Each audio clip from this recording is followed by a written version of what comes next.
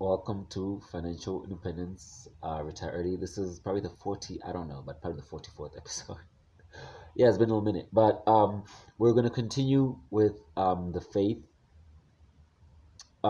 journey, if I should call it that. But I think we're going to call this one discipline, uh, trusting the process. Yes. Never financial advice. This is me talking about my journey as as an investor, as a business person, sharing what I think I know, what I think I understand. Hope that you can, share with me what you think you know, what you think you understand, and we can develop our investment thesis as we try to be financially independent so that we can retire early. Right, discipline and trusting the process. Right, as an entrepreneur, as a street walker, but as a person building a business, it is very important that you have a strong sense of discipline and therefore consistency. uh, like it can't be over explained, right? And that is the missing link and the missing key in a lot of entrepreneurs you know ingredients, right? I think if a lot more people understood how discipline works better than motivation, I think we would be approaching our business and entrepreneurship a lot better, a lot differently. So it's very tricky as a business person, as an entrepreneur, and as a young person more than that, to have the discipline to wake up every day, the same way you would, at university. No one is like calling you back, nobody's rushing you, nobody's forcing you, but you should have the discipline, the understanding, the knowledge, and the foresight to make it to work or to make it to class, even though nobody's telling you should. And there's a sense of, if you're an entrepreneur, I mean, if you work, if you have a job, that if I don't go to work, I won't get paid. If I don't get there at this time and leave at this time, and put in this amount of work, I will not get paid this amount of money as it was agreed on in the contract. So as an entrepreneur, they that doesn't necessarily exist. you know there's no, if you come at 8, somebody's going to give you a warning. If you come at 10, somebody's going to give you a warning. If you leave at 4, somebody's going to give you a warning. And if you don't make it on so many days, then you won't get paid at the end of the month. Well, that part is that part, yes, I guess, is kind of a line. But the point is, um there's no immediate stick to not being disciplined, and the carrot is vague.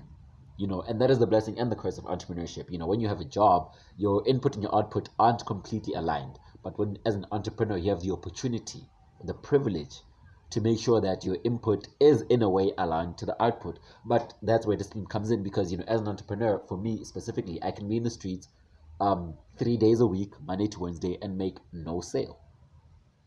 But I should have the discipline, the consistency to wake up on Thursday and go to work, because lo and behold, that might be the day that I make the sale. So my input is not directly attached to my output, because I can put in so many hours and not get any money out.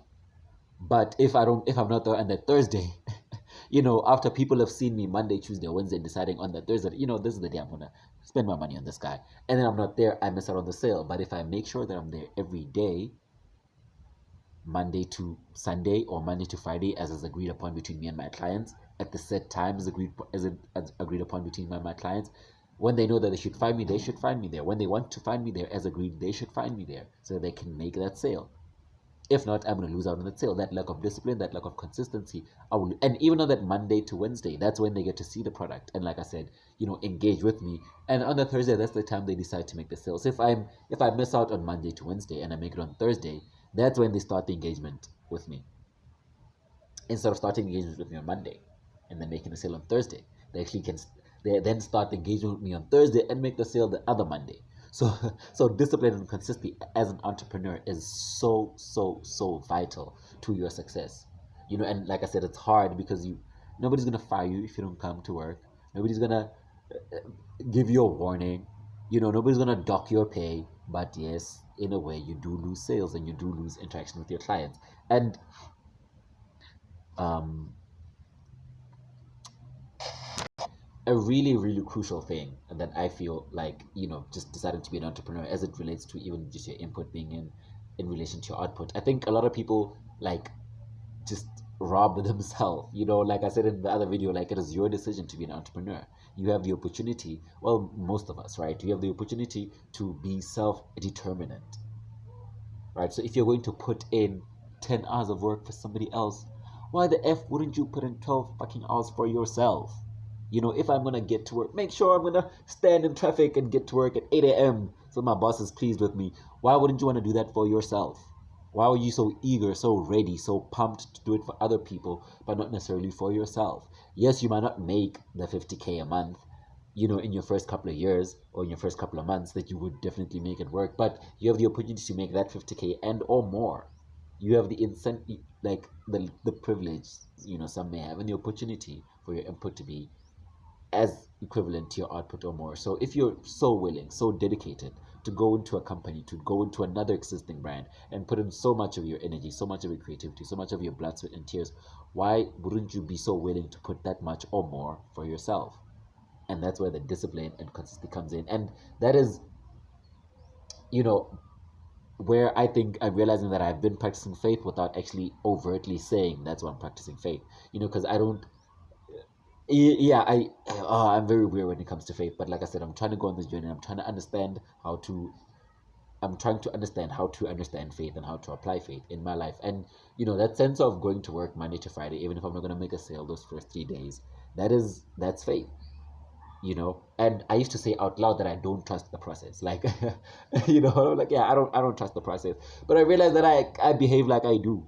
Why would I go to work Monday to Wednesday without a sale? That is the definition of trusting the process, because you believe that hopefully on Thursday or on Friday you have the faith that on Thursday or Friday you will make that sale. So that is the but I'd be like, because obviously you have a lot of doubts, right? You have a lot of criticism, a lot of frustrations, might even turn into bitterness. So I would say out loud, yeah, I don't trust the process. I'm just gonna put in the work and believe in the work. That if I put in so much work, I should get so much out, and that, yes, my nigga, that is trusting the process. That is having faith in yourself or having faith in the work that you do.